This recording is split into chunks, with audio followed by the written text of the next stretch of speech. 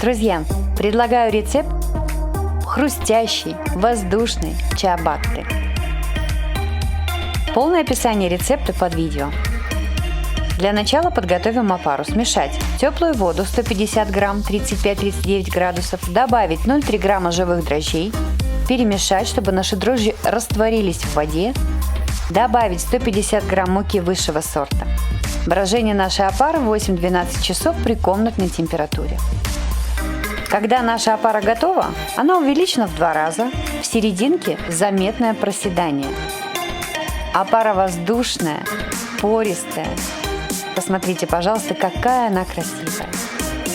По готовности опары начинаем замес теста. Отправляем в дежу всю опару, 215 грамм воды, 5 грамм живых дрожжей, 10 граммов соль и 350 грамм муки высшего сорта. Все смешиваем и вымешиваем тесто до заметного развития клейковины. Тесто будет слабым и липким, но если его потянуть, то будет заметна определенная сила теста. Общее время брожения 3 часа при комнатной температуре. Во время брожения теста необходимо сделать 2 обминки. Первую через час от начала брожения, вторую обминку еще через 1 час.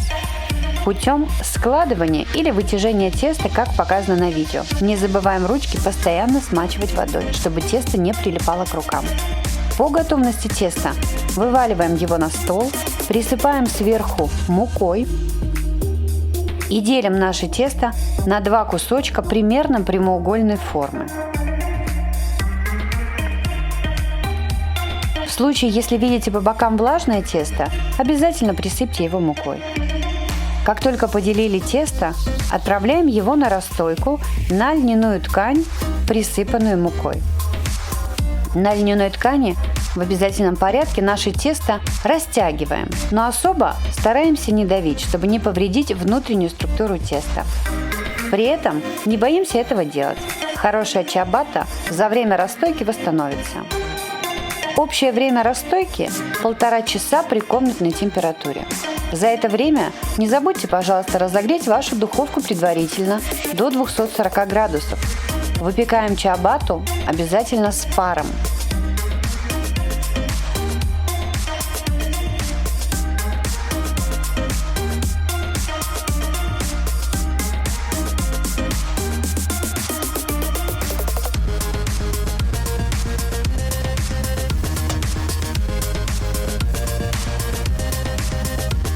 После окончания расстойки переворачиваем нашу чиабатту быстрым движением рук на пергаментную бумагу и переносим в духовку для последующей выпечки. Выпекаем 35-40 минут при 240 градусах. Если ваша духовка прижаривает, снизьте, пожалуйста, температуру примерно на 10-20 градусов. По готовности чиабатты полностью остудить и наслаждаться хрустящей, воздушной, пористой чиабаттой.